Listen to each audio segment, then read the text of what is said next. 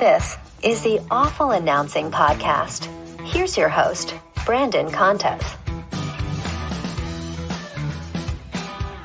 Alrighty, welcome to episode 18 of the Awful Announcing Podcast. I'm your host, Brandon Contes, and I guess I should get this out of the way quick as a sort of PSA. I am mid-move right now, literally have movers bringing stuff from my old house to my new one as we speak. So I'm at my neighbor's house and they have cats and I keep seeing them like poking their head out. So if a cat pops up on camera, there's not much that I could do about it. If it jumps on the laptop or anything, I'll try to avoid that as much as possible. But this week, in addition to the possible cat appearance, we are lucky to be joined by Fox Sports three sports star Chris Myers. Chris, thank you so much for taking some time to come on the podcast today. Are you ready for some football? I am. Look, America, I think a donut or coffee company had the slogan, but America runs on football. That's no disdain on any other sport, but I'm talking about the year round and how it goes. So yes, everybody's fired up for whatever your connection. And that was my first passion as somebody growing up and getting into sports. So yeah, I love it. I'm always ready for football, no matter what else is going on, especially the NFL. Yeah. And it is football season. It's 95 degrees outside in New York where I am right now, so it doesn't quite feel like it. But the NFL does kick off this week, which is just an awesome feeling. But you've been doing this for so many years now. Does the job ever become redundant, or do you still get a rush when you see that 70,000 people eagerly awaiting the kickoff?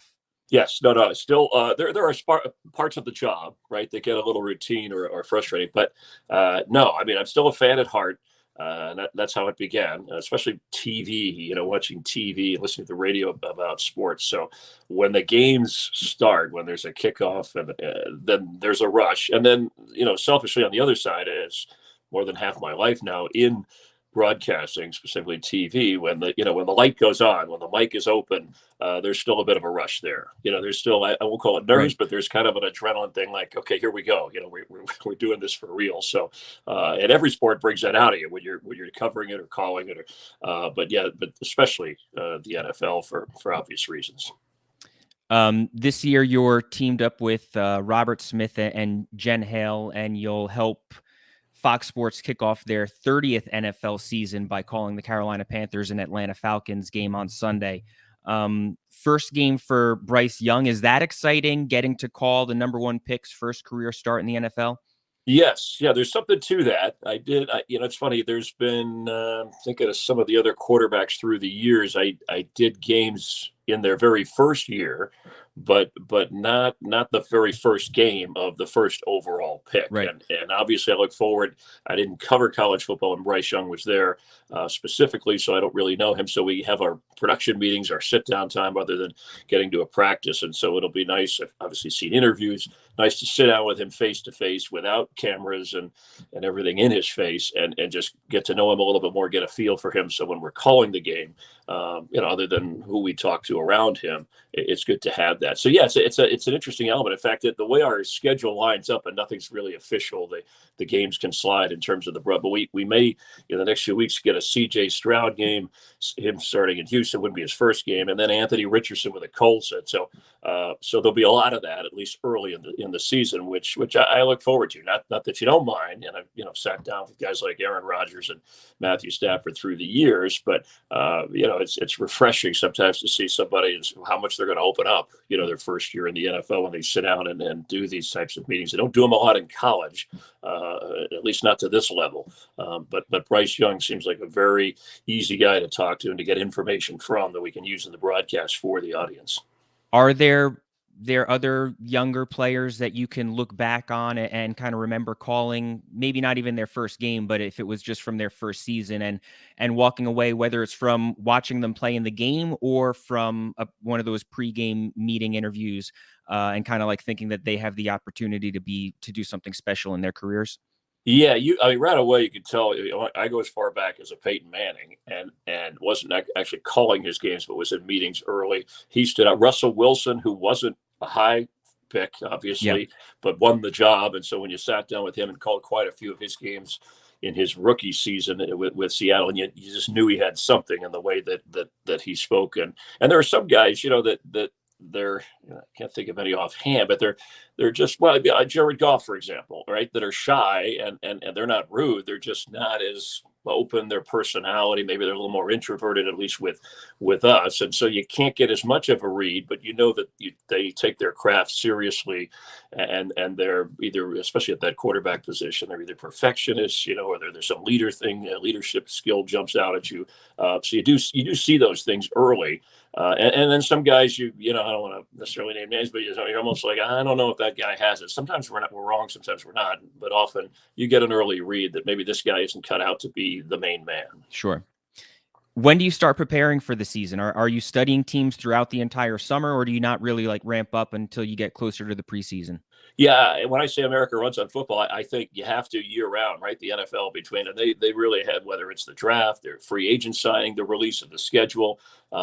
Fox encourages us. I do preseason games separately than Fox. I do, and I've done for years since I'm originally from Florida. I do the Buccaneer preseason games, and I have for years, and that's a good tune-up, just to get into a broadcast rhythm, and it helps you to follow the game. You'll see not only that team, but opposing coaches and players, and they're in a relaxed atmosphere when they're out at the game or before the game, so that helps you stay on point. And we get notes and clips from a gathering of all the teams and local writings, newspapers, and you kind of read that daily. I mean, it's kind of a fun thing as a fan. So that keeps us, or at least keeps me, and I would be interested in it anyway, in the loop on whatever's going on. And then you kind of hone in a little bit more as you get closer to the season, and we know which teams. We knew probably a month ago or so that we would be doing this Atlanta Carolina opener. So you start zeroing in on those particular teams and players a little bit more closely. And you rely on, at least I do, relationships through the years. When Arthur Smith was an assistant coach with Tennessee, I could talk to him about some things. So now he's a head coach. So, and there's some players that have moved around, or teams that have, players that have faced the teams you're going to see, or coaches. And they'll sometimes say, hey, look for this guy. Boy, this guy's really talented. So you can bring that into, and the analyst really does more of that, but I'm just a fan. So I like to, or at least I approach it that way in the beginning. I like to do that too, so I can bring it up to talk to the analyst about that, whoever that is. Are those preseason games challenging? Just the fact, the amount of players that are going to be playing in those games that might not be factors during the NFL season, that fans have never heard of before, that you've never covered Right. before. I mean, it's a long list of players that you have to kind of be ready for to see on the field, especially as you get to the fourth quarter of some of those early preseason games. Yeah, it is. It's very difficult, and you have some help with people in the booth or the team. Hey, these guys are more likely practice squad, and you really got to dig, because I've never heard of some of these guys or their colleges. Yeah. It's almost impossible with 90. Start out with 90 players, and now you keep the 90 players all the way through all three preseason games, and then you make the cut for the final roster. Right? You used to chip away after each game, because of course there's only three preseason games, and we'll be at a point at some point sooner than later where we're going to have two preseason and 18 regular season once the players union and the NFL sorts that out. But anyway, it's a very important time. So it is. But as a broadcaster, it's a challenge. But you see guys that, okay, they got released here and they're going over to this team, and I might have that team during the course of the year, and he gets called up to play. So even the guys that don't make it, sometimes they'll appear in a USFL game, or they get a second chance in the league, or at least there's something interesting in their college background. It's amazing how many players appear so talented. Their stats are impressive, whether it's a small school or not, and yet they can't even, they're on a roster, but it's hard for them to break in. So that's why I'm glad there's other leagues for players who love the game and want to play it. But yeah, it is. It's a challenge. So that makes it, when you start the game, Brandon, or the regular season game, you go, wow, look at this. All these names are off the board, and now I only have to concentrate on 53 or actually 47 active, whatever it is, for that particular game. So in a sense, it's you're cramming, and then it's a little bit, okay, take a breath. We've got less players, and we can zero in on them specifically, and more familiar players. So you had mentioned, obviously, that there's still that adrenaline rush watching or being there for a regular season game with 70,000 people calling that game, but you don't quite get those nerves or jitters anymore. But what about the Super Bowl and when they throw it to you for a sideline report? Are you able to treat that as just another game, or is it impossible to ignore the fact that there are potentially 100 million people in that moment that could be watching you? Yeah, I try to treat it that way, and I do now. But initially, and I've done 6 or 7 Super Bowls as the network team reporter for Fox. I was on the sideline, the Chiefs when they won against the 49ers their first time, right, with Mahomes, first one for Andy Reid, with that group, I should say, and also the Brady comeback, which was fascinating. With the Patriots against Atlanta, the only overtime Super Bowl. But the first Super Bowl I did, and I've worked with Pam Oliver and Aaron Andrews sharing sidelines. I remember having done a little bit, some play of this. It was the Eagles and the Patriots, the Super Bowl down in Jacksonville. And Troy Brown, the versatile player, I was going to do a live pre-game hit, 2 questions kind of thing right before kickoff. We're trying to do that more. Some teams don't like to do that, or players, but we were able to get this done. So Troy Brown comes over, and the producer is in my ear saying, "Hey, we're going to come to you." And so I'm I said, "Troy, I'm just going to ask you a couple of quick questions." I said, "Don't, I know you got a game to play, but don't be thrown off by 100 million people watching." As I'm telling him that, I'm thinking to myself, "God, 100 million, this is more than and it starts to get to me. And the producer's like, "All right, I heard Joe Buck. Let's go down to Chris Myers, one of the special guys." And I kind of froze. And it felt like 2 minutes to me. But and I can hear the producer going, "Chris, can you hear us? You're on. You're on." And he's in my ear. And Troy Brown is he's like tapping with his foot. He's like tapping me like below the camera, like, shouldn't we be going, because we're gonna have to kick off here. And then I'm like, yeah. And I just threw out I don't even know what the question was, and he was cool. He answered it. Then the second question was a little more specific about taking on the Eagles and the defense or whatever it was. And so I guess the audience may not have known because of how it went, but after that moment, I'm like, I am never going to think about that kind of how big it is. Do that during the week, so I can only imagine, right, what a player's going through. But in the broadcast, especially, you can't. So in the rest of the game too, you get that out of your head. It's the job. It's in the moment, and it's not another game. Let's be honest, but it is another part of the job that you've done before. So you just apply that, and you're a little bit more careful. So after that, I made sure in any situation, I didn't think of. To me, that's my corny slogan is every night's the Super Bowl, and it's funny because they even tease me. They're like, "Chris, you always say that." Well, now this is for real. But that way, I always would treat every broadcast as important as a big game. And so there I had to kind of level that out a little bit. But funny story. So from that point on, I think I've been able to handle that for the most part. Did you ever watch that interview back to see exactly how long it was? Like, I know you said it felt like 2 minutes, but like, was it? Yeah, I did. And it felt, even later, the producer was like, "Was everything all right?" We thought maybe you had, because there's been a few games where we've done, believe it or not, even with all the great technology, certain things happen at a certain time, and right before a kick, when you're supposed to do your report, there's some audio issues or interference, right? That's out of your control. And so, boy, sometimes you just go, or sometimes you have to, there's a little delay. I think you've seen those kinds of things. So you try not for those to happen, or you work hard so they don't have that. And you always have a backup plan. But yeah, I think I did go back. Yeah, at the time I did. I haven't watched it back in years. I don't even know if that actually existed, because it was in the pre-part of the game. I don't know if it was as close to the start, if they had an old tape or a reel. But yeah, it was, to me, it was very noticeable.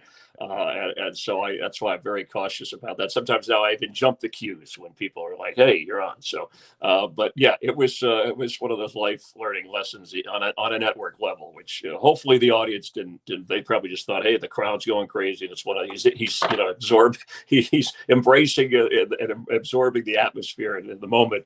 But thankfully to Troy Brown, he was pretty cool about it and actually handled it very well.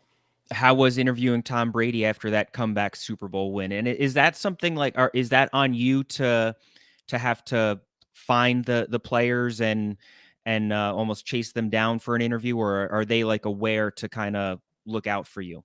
Yeah, in some cases they're aware, but that game was unique. And if you go back and watch the video, because number one, the whole game, I had interviewed Bill Belichick at the half, and he obviously wasn't very, excited about it because they were losing. On that sideline, Brady was cool, although he was fiery. You had a sense, hey, they could come back and make a game of this. But then when they when they force the overtime and then have the momentum, usually, sometimes in situations, the NFL helps to have a rep down there to help you to get a player before they set up the stage for the trophy and that type of thing. But here they didn't, or if they did, he wasn't around. And I had a kind of a field producer helping me, to move around and with the camera equipment. However, because this game went to overtime, and they usually just limit the network access to the sidelines right at the end of the game. But in this case, they let them down early in the fourth quarter. So when it went to overtime, you had everybody down there, all the other media that normally wouldn't be there that early, international media, local media, et cetera, writers so you had many more people. So when that game ended, the producer was telling me, hey, we want to get, as soon as it ends, like we're in position if the Falcons win, Aaron Andrews gets Matt Ryan, and if before the trophy set up, if they said get Brady, if New England pulls this off. So then in overtime when they do, I'm on that sideline with the Patriots, and I'm rushing to get Brady. And there's so many people. I mean, it was a stampede. It was actually physically a little bit dangerous. Producer I got with I had a security guy get knocked over, and you could watch this just getting to Brady, and then the cameraman with his equipment couldn't quite get there, so they had to take the wide overhead because you want to get to him as quickly as you can. Yeah. I mean, with the emotion. So yeah, running in there and again, I'm trying to think of the right questions to ask because the game changed so much. Remember, that was the year soon after his mother had been ill, the Deflategate thing, right? There was a little redemption going on. And so in the game, there was Edelman, there were so many specific game things. So usually in that moment, you want to get there since it didn't end on a signature moment with the overtime score. It was more about, hey, wow, greatest comeback ever. And how sweet is this compared to other Super Bowls you've been in? And what about, things off the field? I forget, you can go back and watch. I only had a few minutes here, a few questions to get in there. You don't want to hold him too long. And he's surrounded by all kinds of people. People are coming up to him and hugging him. And physically, we're getting jostled around. So, they tried to just get the camera on Brady, and people are getting hit in the head with the back of a camera, of a battery, of a camera. And so anyway, it was one of the more physically. I felt like I played in the last few snaps of that game. But Brady was cool under pressure, and I don't know that he was even ready. In fairness to him, I think he was exhausted after that, and he wasn't really ready to do the interview. But I just said, hey, Tom, we're going live, on Fox, and obviously that he's savvy enough to know this is Super Bowl audience, and he just had the greatest comeback.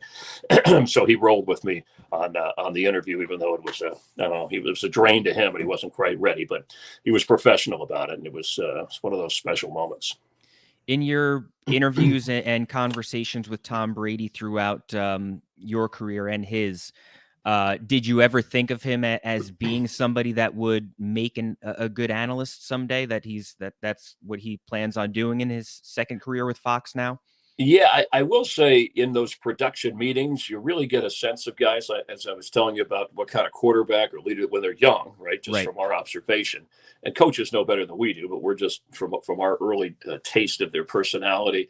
But Brady is a much more thorough, detailed, conversational kind of guy in those meetings when he's comfortable. One of the guys, sense of humor, a lot of things. And so not that I've been on a lot of those with him, but from Super Bowls I have. And so you could see, hey, if a guy wants to do it, I just wondered if he'd ever really want to do the broadcast, almost like a Peyton Manning.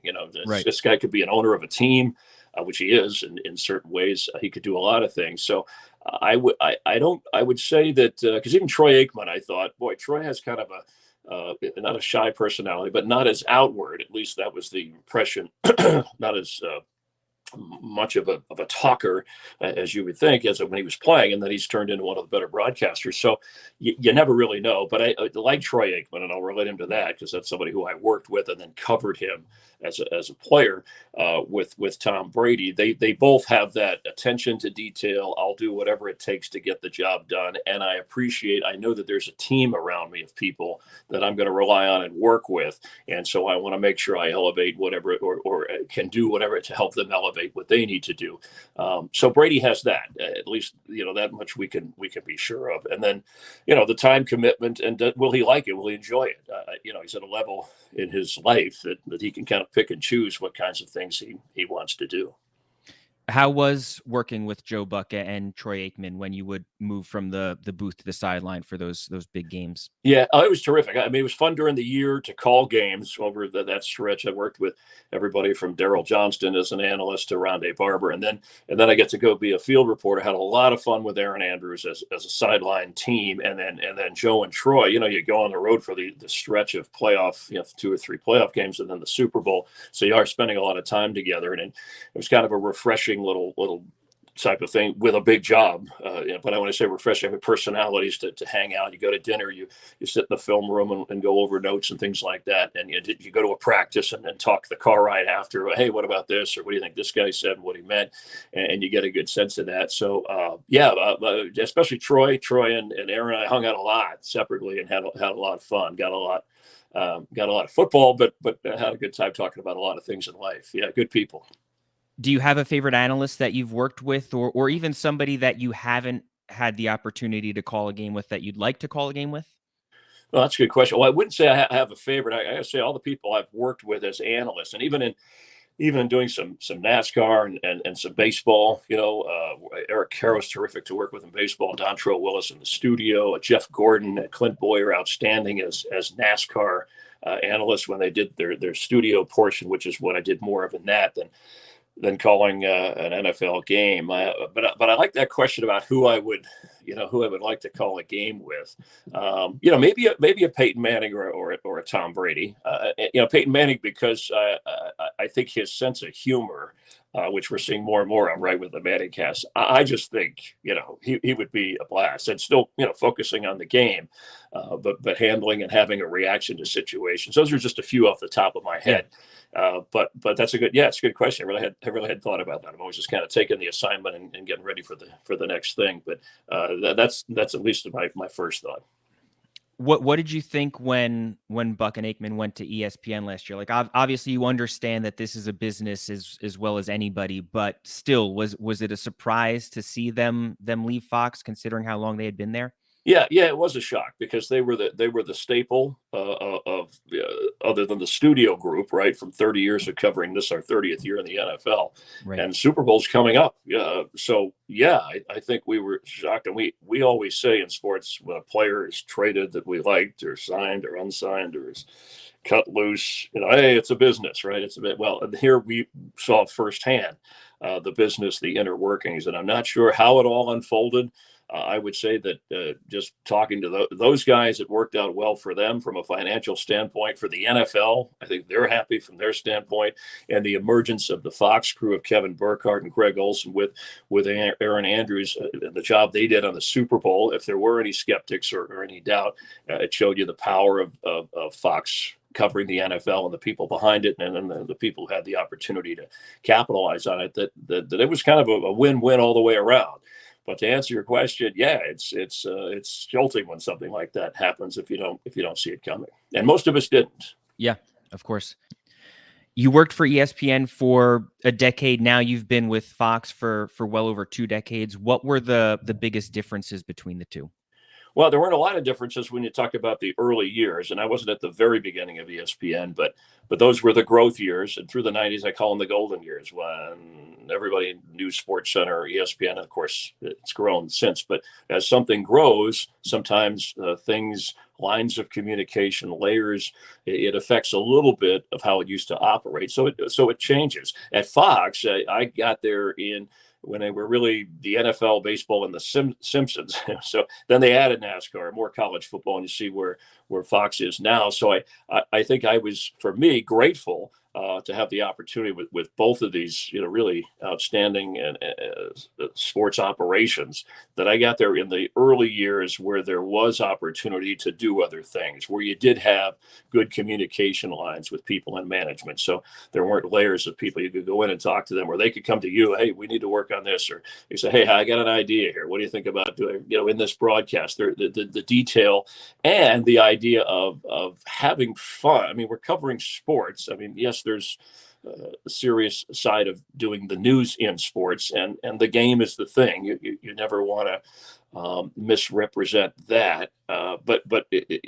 Sports is supposed to be enthusiastic, fun, enjoyable, and the early Sports Center days showed that, and the early, and still now, with each of these, but the NFL and Fox, there are Terry Bradshaw, Howie Long, that crew kind of set the tone. So in a game, it's a little bit different. You can't be having so much fun there because you're concentrating on the game. But I think it allows for personality. I think ultimately that's what I'm saying. You got to do the job, do your homework, know your stuff, but personality will help separate you from other people. So that people say, yeah, I like this guy, or I want to watch this guy, or look, we watch the games for the games, as long as the announcers don't screw it up. And then if they're really good, then they enhance the game, and we appreciate them even more. And certain situations sometimes show that. But I would say overall, I mean, again, I feel very fortunate. Not that I look back and analyze the career, but the timing worked out well for me, and ESPN. I mean, to have worked at both places for that long is a little bit unusual, and to cover at ESPN too. We mentioned the Tom Brady thing with Fox and Super Bowls and some World Series there. But at ESPN, I was there for sports, and it was interesting. Some of the things that I was thrown into, an earthquake World Series, an Olympic bombing, to be in the middle of those and be reporting on those. And then with Fox, the Dale Earnhardt, the tragedy in the Daytona 500, that this fatal accident. So those are things that go beyond what you thought you were going to be covering with games and talking to athletes. And then you react, and you have the support of the people at those networks around you to do the job the best you can for the viewing audience. Were you ever well, I'll kind of preface the question with this, because like almost everybody earlier this summer, you had expressed some surprise at the Kevin Brown story getting removed from Baltimore Orioles broadcast after he shared a very harmless statistic about the team. Has anything like that ever happened in your career? Were you ever unfairly reprimanded or censored on a broadcast? Yeah, no, I'm with you on that. That was really, I mean, it's like, whoa, where are we going? If the home team announcer can't, like Kevin Brown, announce that the way he did, he was very professional about it. And he was still shaping it for the home team. So, yeah, that was a little disturbing. But no, you know what I have had, and I've never said don't do this, don't do, but they have said, hey, remember we're broadcast partners with the NFL or with NASCAR or with baseball. So you can voice your opinion, just be able to back it up, be supportive. I mean, they also sometimes a sense of humor. They say, oh, don't be careful, especially you have to be sometimes in today's more ultra sensitive. That's the thing that's changed a lot, yeah. Brandon. You can't even, hey, a shot in the stands. You used to be able to say, hey, that guy looks like, or whatever. Look at his hair, or whatever. You really just, people, you don't know who's watching. You don't want to offend anybody. So that's more where I think the guidelines have changed a little bit through the years. But no, I never really got, I have to say, they've been very fair about, I think one time on going back on ESPN, I remember before ESPN got baseball rights, the commissioner, I think it was Fay Vincent, said something about, I don't know. He was making a reference to, ESPN doesn't really have baseball games. They just have like tractor pulls and pool on TV or something like that. And then we got the rights to baseball, and we were showing a highlight or something, and they had a shot of Fay Vincent in the crowd. And I said, oh, I guess there's no tractor pulls for him to go to, or something like that. And I remember them saying, it's not, Chris, be careful with that. And then later I interviewed Fay Vincent to talk to him. He's like, that's okay. Sense of humor. I get it. I was a little tough on the situation at the time, all part of sports. So there are those little moments, but yes, we have to be more aware of that. And the old expression, you don't bite the hand that feeds you, but you have to have credibility. I mean, you have to be able, and that's what bothered me about, the Kevin Brown, the announcer. He was stating facts, and he was not giving an opinion on how bad that was. And he was also turning like, hey, there's a chance for us to, we often say that, I try to take the positive. Hey, let's just say the Panthers haven't beaten the Falcons in 10 straight games, but today they have a chance to turn that around, as they have a 10-0 lead in the fourth or whatever it is. So that's kind of a long-winded way of answering your question, but we have to be, announcers today have to be more aware of that anyway, even before their bosses advise them on what to say or not to say. You hosted Up Close for a few years when you were with ESPN, and I'd say the most famous interview that you did was O.J. Simpson in 1998. Was that also the hardest interview of your career? Yes, that was definitely, and it was controversial, not from the sense that I was going to do it when we had the opportunity, but I think some people, even at ESPN, even in our own company, were like, why do you want to put that guy on the air? You know what I mean? We've already, and I was like, well, because I'm certainly not going to talk football with him. I told him when he wanted to come on, and he wanted to come on. I mean, he said, because I've watched this. First of all, we were trying to get him on years before all of this happened with the alleged double murder, and which the evidence was overwhelming, and then the wrongful death lawsuit. But so that'll happen. Then he's years after that, not years, but it was, I think, a little bit after that second trial. Yeah. That his attorney said, hey, he's willing to come on, but it's two conditions. You have to do it live, and you can't ask about his children. And he said, OJ thinks Chris is fair and wants to come. So I think, and we were glad to do it and meet those conditions. But I said I have to ask whatever I want to ask. I thought it was a good thing for people to see him in a live situation. I think Barbara Walters was supposed to get that first live interview, but he didn't. That first interview, but she wouldn't do it live, and he wouldn't do it unless it was live because he didn't want to be edited. And I had to prepare differently than sports. Legal material and court documents, and I met with prosecutors and police and defense attorneys so that I would at least in that amount of time be prepared for how he would respond to certain things, and so that I asked the questions that people wanted to know after watching. We were all glued to the trial and post comments and things like that. But it was one of the greatest challenges, I would say, in the business that I've ever had to run into. And during that interview, you asked OJ if he was capable of killing someone, and I think that was a telling question, and it was a little bit chilling to even hear it. With something that bold, like, do you almost have to build confidence during the conversation to be able to ask a question like that, or is that something going into the interview that that you're going to ask that?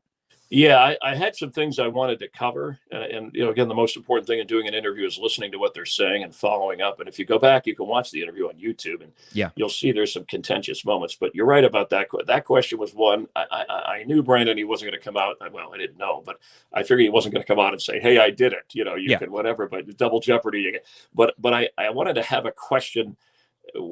It's not a gotcha question, but where people at home could see his reaction on what he said. I was surprised, as you said, it was chilling. I mean, some of the things he said were, but I went in saying, I'm going to work that question in somewhere. I think it's important to are you capable of killing? Because he had been watching some of the things you'd done and what went on in the court documents, his stories and things were like searching for the real killers. Right. I mean, I asked him, like, can you give us a name of a detective, private eye, whoever, a check you wrote, something that would prove that you're really searching, other than you're out on a golf course. I mean, I wasn't that sarcastic, but I was thinking that. So, and I tried to be fair. I mean, even though when I looked at all the evidence going into this thing and stuff that even I think the jury never got to see, I mean, it was overwhelming. There wasn't any doubt. I mean, the only doubt was, did he have some help in cleaning things up or doing what he did? But that was a question. There were a few that I wanted to, and that, remember, we were supposed to do a half-hour live up close interview with him, and once we got rolling, I think the executives at ESPN thankfully said, "Hey, let's keep going. This is, we don't want to cut this short." So we ended up doing 50 or whatever, almost an hour type of thing, which we had a lot more to get to. But I appreciated that he at least did the interview and let people judge for themselves based on his answers. That was kind of the goal there. Were there other interviews from your career that you remember being difficult or contentious? Yeah, I had you remember Mark Gastineau with the Jets? Yeah. Defensive lineman. He was one who came in and was upset about, I don't know if it was his personal life or what was going on, but he went off into something about his therapy in his life, and then he got a little angry with me about some things. We were in I think it was a commercial break, and he said, "Hey, I had some dental work done as a favor, and I want to thank these people if I can when I come back." And I said, "Well, we really don't do that kind of thing." And so we came back, and he did it. He took right before we came back, he took the dental framework of the teeth and dropped it in my coffee cup right before we came back. And I was like, "Oh, okay, well." And then I said, "You need them to talk." And it was, and then he said something like, he did that. He goes, "You don't like me, do you?" And I said, "Well, no, it's not that I don't like you. I'm just trying to conduct an interview here." And he said, Bridget, he was dating Bridget Nielsen, right? Or Bridget Nielsen, the actress, right? And he said, we broke it. No, he ended, our relationship's over and I'm upset about it, but I have a tattoo of her and it's on my, it's on his ass. And he's like, I'd like to show you. And he starts to stand up and I'm like, no, it's like, we're kind of live to tapes and turning this around. And then he went into this whole, and I felt sorry for him in a way. I don't know if he was on medication, but he had this whole thing about, hey, when I was a kid, and my dad, I left my bicycle in the driveway, and my dad backed up over it, and he blamed me for it, and I never got over it, and so then I felt like meanwhile I'm trying to get back to football, and I'm not a therapist.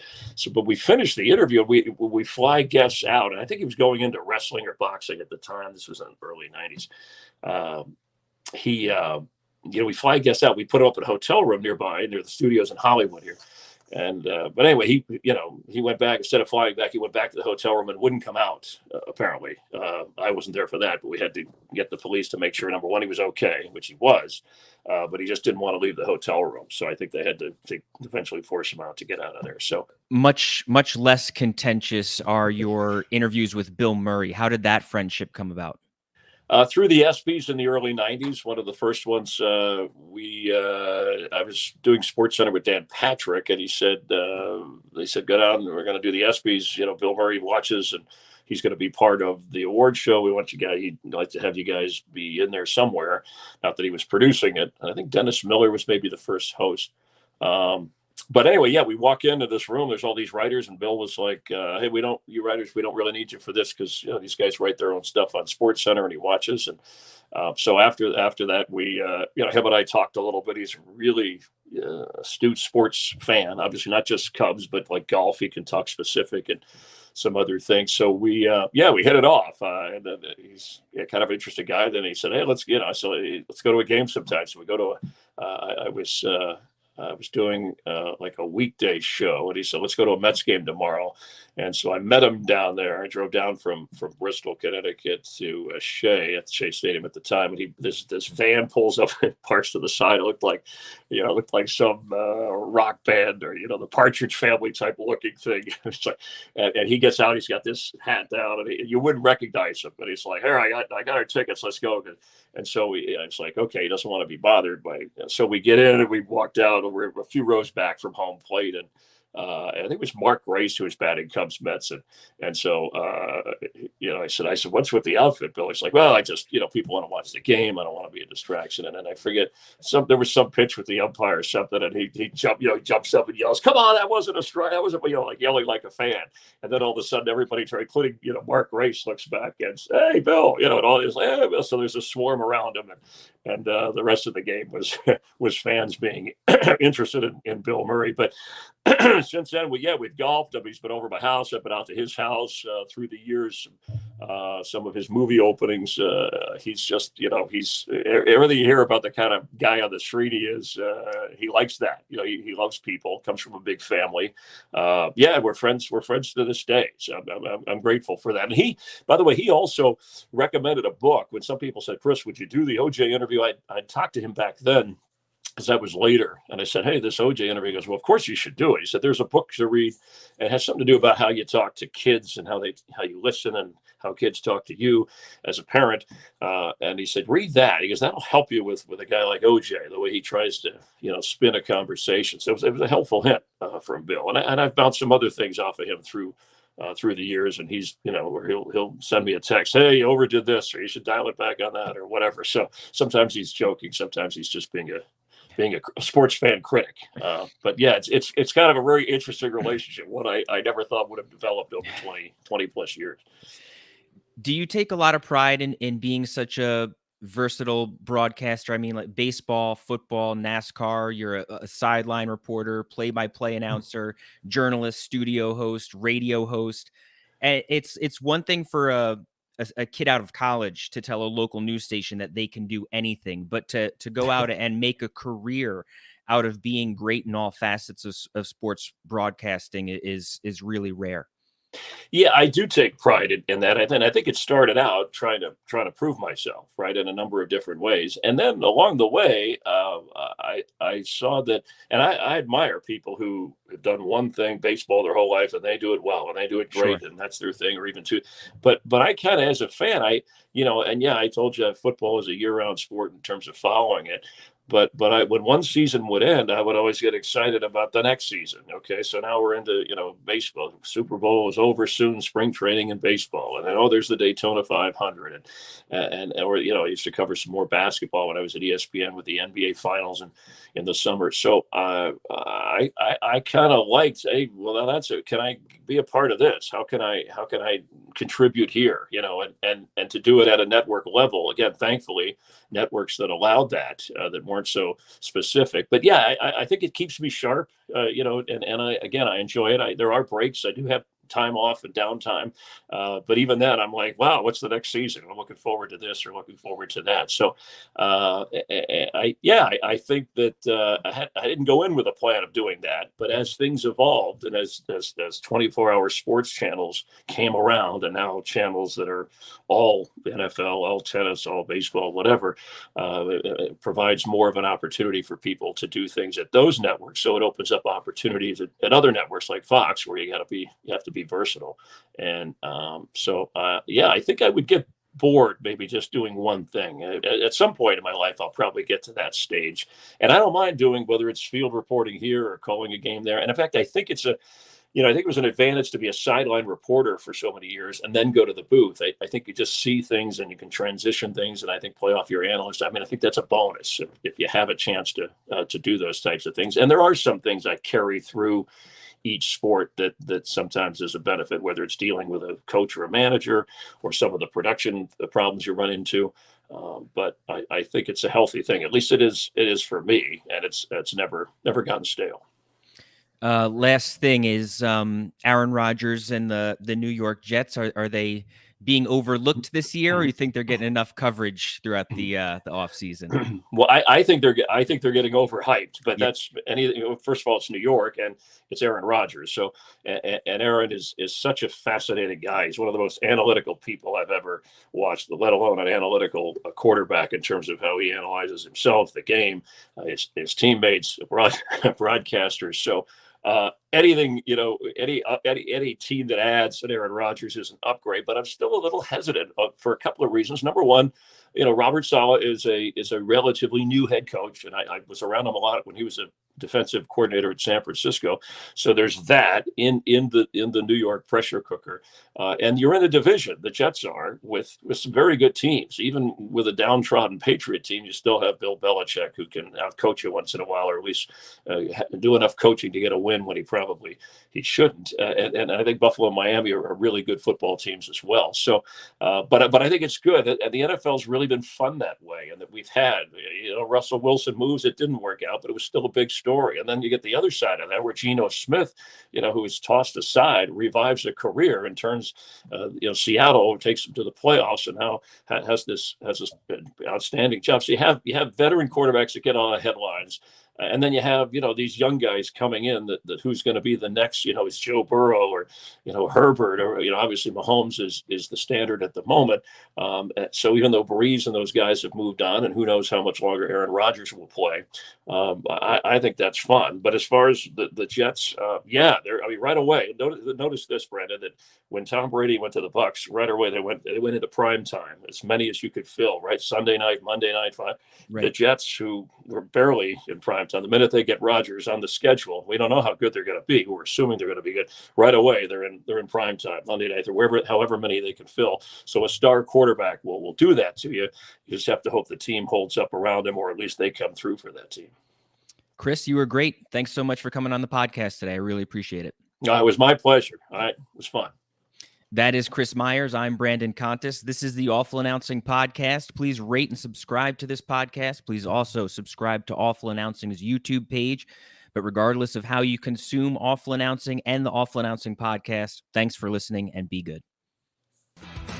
Thanks for listening to the Awful Announcing Podcast. For the latest news spanning the sports media landscape and more, check out awfulannouncing.com and follow us at Awful Announcing.